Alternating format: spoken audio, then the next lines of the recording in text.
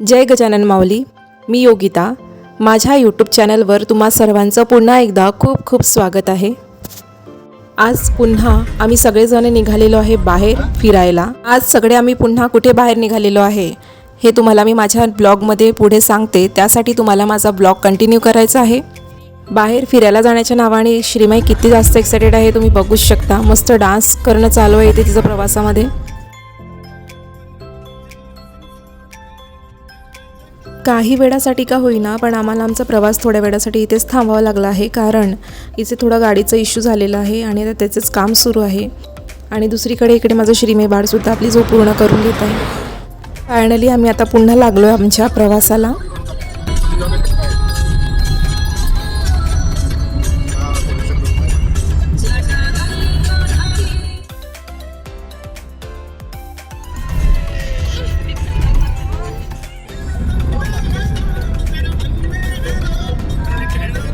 आजच्या आमच्या प्रवासामध्ये तुम्ही हा मावळणारा सूर्य बघू शकता. किती छान आणि सुंदर दिसतोय हा मावळणारा सूर्य. हा मावळणारा सूर्य इतका छान दिसतोय ना की असं वाटत आहे की काय क्षण बस याच्याकडेच बघत राहावं.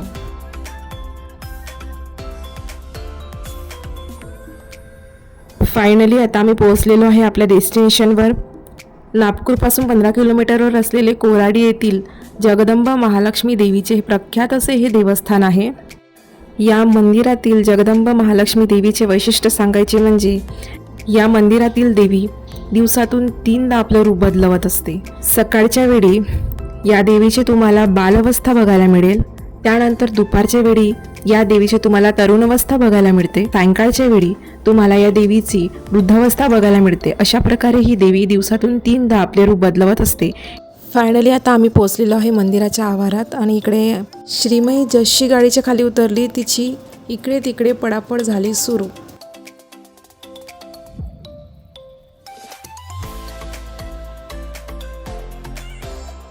तर आता आम्ही निघालेलो आहे मंदिराकडे जाण्याच्या मार्गाने.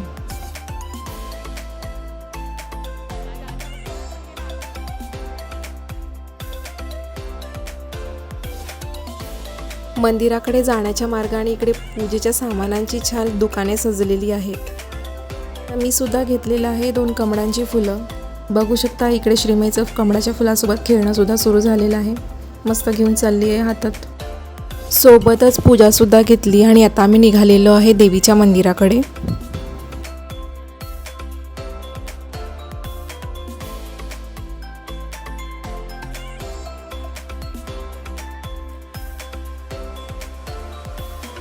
इथे बघू शकता तुम्ही मंदिराचं भव्य असं प्रवेशद्वार. आता आम्ही पोहोचलेलो आहे मंदिराच्या परिसरात.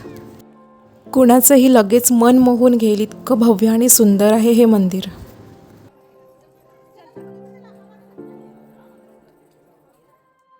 मनाला खूप छान आणि प्रसन्न वाटेल इतकं छान वातावरण आहे इथलं.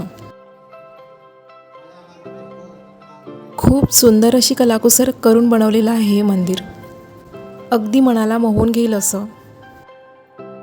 आता आमच्या सगळ्यांचे देवीचे दर्शन करून झालेले आहे आणि दर्शन झाल्या लगेच इथल्या आता संध्या आरतीची वेळ झाली आणि आमच्या सुदैवाने आम्हाला इथली संध्या आरतीसुद्धा लाभली.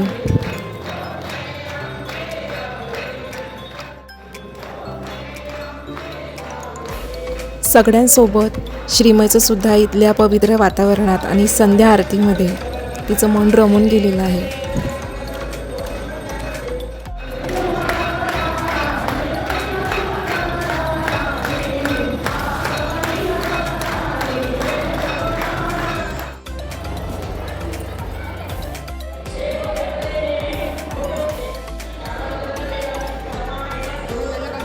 देवीचे दर्शन झाले छान आणि आरतीसुद्धा झाली आणि आता आम्ही आलेलो आहे मंदिराच्या बाहेरच्या आवारामध्ये.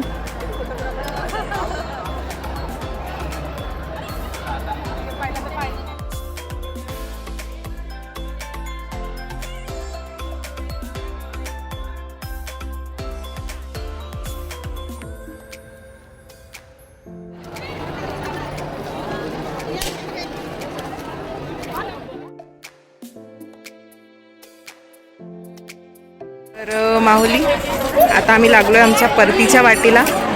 खूप छान दर्शन झाले आणि खूप प्रसन्न वाटलं, एकदम दर्शन करून खूप व्यवस्थित दर्शन झाले. तर सगळ्यांनाच भूक लागलेली, त्यामुळे आता म्हणलं चला आता थोडी पेटपूजा करावी, म्हणून आता इकडे आम्ही घेतलेली आहे भेळ सगळ्यांसाठी. मंदिराच्या बाहेर निघताना इथे खूपशी अशी छान छान दुकाने लागलेली आहेत. काही खाऊची दुकान, तर काही खेळण्यांची दुकान, अशी खूप सारी वेगवेगळी दुकाने लागलेली आहेत. त्यापैकीच एक दुकान म्हणजे या काकांची. हे काका हातावर इन्स्टंट छाप्याची मेहंदी लावून देतात, त्यामुळे म्हटलं चला ही सुद्धा हौस करून घेऊया आपण. म्हणून आम्ही सगळ्यांनी एक एक करून आपापल्या हातावर मेहंदी लावून घेतलेली आहे यांच्याकडून.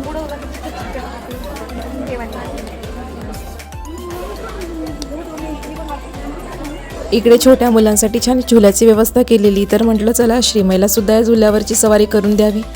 तर तेच आता सुरू आहे आणि श्रीमई खूप एन्जॉय करत आहे मस्त.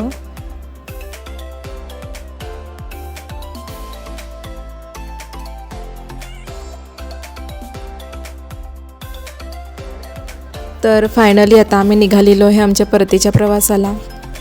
निघताना खूप उशीर झाला आम्हाला, त्यामुळे आता म्हटलं आता चला बाहेरच कुठेतरी जेवण करून घेऊया.